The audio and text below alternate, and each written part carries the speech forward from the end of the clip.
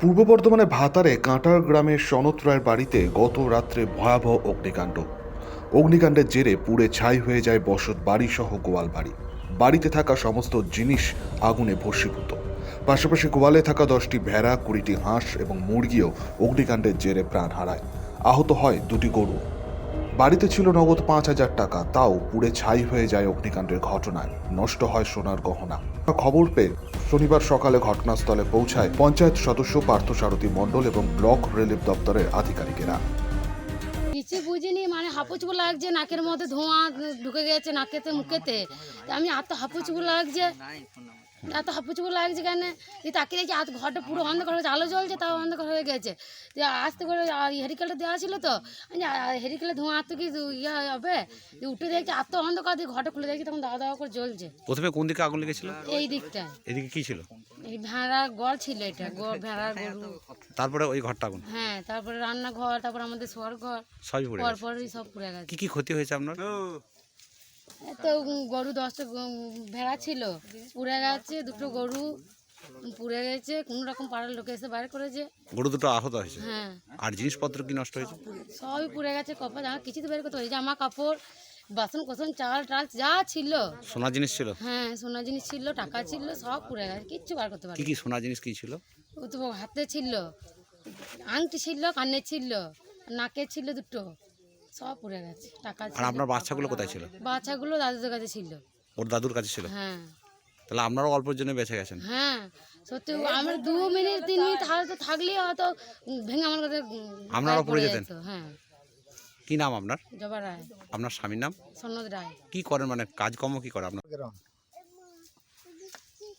কি নাম আপনার? সনদ রায়। কি ঘটনা ঘটলো? ঘটনা রাত্রে আমরা রান্না বান্না করে খাওয়া দাওয়া করে শুয়েছিলাম, ঠিক আছে।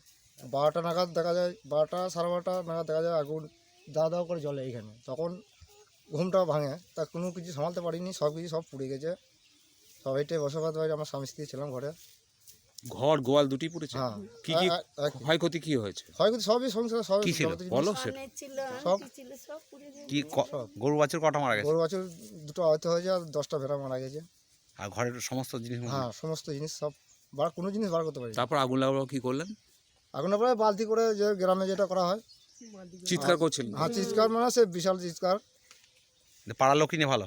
হ্যাঁ, পাড়ার লোকই এসে কোনো রকম গরু দুটো সামালেছে, আর কোনো কিছু বার করতে পারিনি। কি নাম আপনার? সনদরা। আর আর আপনার বাড়িতে কে ছিল সঙ্গে? সঙ্গে আমার স্বামী স্ত্রী শুয়েছিল, আমার বাবা ছিল, ছেলে 2টো ওই করেছিল। পাশে ঘরে ছিল? হ্যাঁ, পাশে করেছিল। অগ্নিকাণ্ডের ঘটনার জেরে প্রায় সর্বস্বই খুঁয়েছে ওই পরিবার। কনকনে ঠান্ডায় সর্বহারা হয়ে পড়েছে পরিবারটি। এখন মাথা গোঁজার জায়গা বলতে কিছুই নাই। সরকারের কাছে সাহায্যের আর্জি জানাচ্ছেন রায় পরিবার। এটা কাঁটার গ্রাম, আমি হচ্ছি কাঁটার গ্রামের পঞ্চায়েত মেম্বার। তা আমি খবর পেলাম যে এখানে আগুন লেগেছে। তা আমি তাড়াতাড়ি এলাম, এসে দেখলাম যে এখানে এরা যে ঘরটায় বাস করে তার পাশেই গোয়াল, সেই গোয়ালটা থেকে আগুনটা লেগেছে।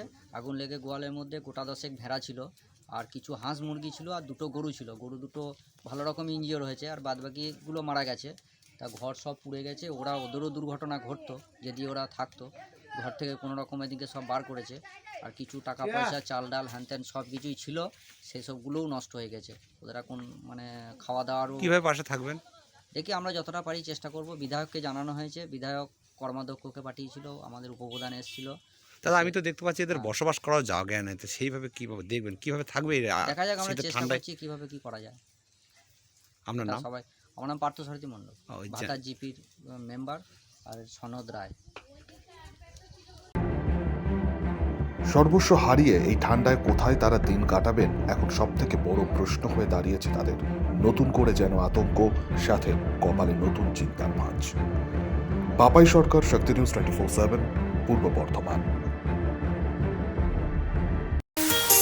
কাজের প্রেশার, চাইছেন একটু রিল্যাক্স, একদিনের উইকেন্ডে শহর থেকে দূরে কোথাও যেতে চাইছেন, কিন্তু যাবেন কোথায় ভেবে উঠতে পারছেন না। চলুন না ঘুরে আসি তারাপীঠ।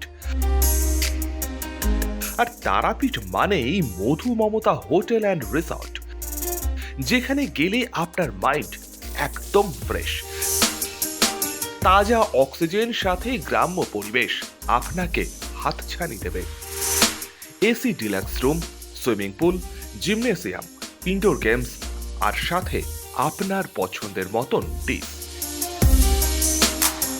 এছাড়াও যে কোনো সামাজিক অনুষ্ঠানে আজই বুক করতে পারেন মধু মমতা হোটেল অ্যান্ড রিসর্টের ব্যাংকোয়েট হল।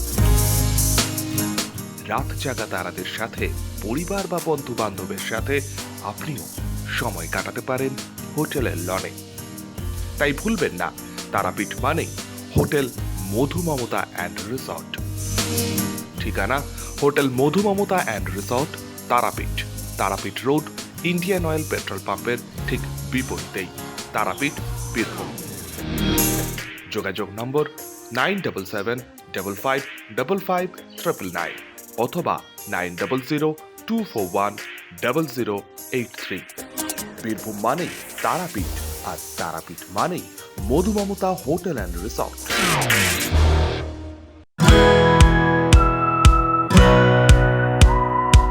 খাই খাই করো কেন এসো বসো আহারে, খাওয়ার আজব খাওয়া ভোজ কয় যাহারে। ভোজন রসিক বাঙালির খাওয়া দাওয়ার সেরা ঠিকানা মানেই Sher e Bengal. Indian, Chinese, South Indian, continental ডিশের হরেক রকম সম্ভার এখন একই ছাদের তলায়। এছাড়াও রয়েছে শের ই বেঙ্গলের স্পেশাল কিছু আইটেম যা একবার মুখে দিলেই ভোলার নয়। ঘরোয়া পরিবেশে হোটেলের আতিথেয়তা আপনাকে মুগ্ধ করবে। রেস্তোরাঁর পাশাপাশি রয়েছে থাকার সুবন্দোবস্ত, সিঙ্গেল বেড থেকে ডাবল বেড, ট্রিপল বেড এবং ডিলাক্স এসি রুম। পাচ্ছেন 24 ঘন্টা পানীয় জল ও বিদ্যুৎ পরিষেবা। রয়েছে লকার, পার্কিং এর সুবন্দোবস্ত। এছাড়াও এসি, গিজার, টিভি, সিকিউরিটি সহ লন্ড্রির সুবিধে। মিটিং বা যে কোনো সামাজিক অনুষ্ঠানের জন্য এখন নিশ্চিন্তেই আসতে পারেন শের ই বেঙ্গলে। Sher e Bengal, JP avenue, Sagarbhanga, SBI ব্যাংকের ঠিক পাশেই, দুর্গাপুর 713211। যোগাযোগ নম্বর 9609900511 অথবা 9775555222। শের ই বেঙ্গল, একবার আসলে বারবার আসতেই হয়।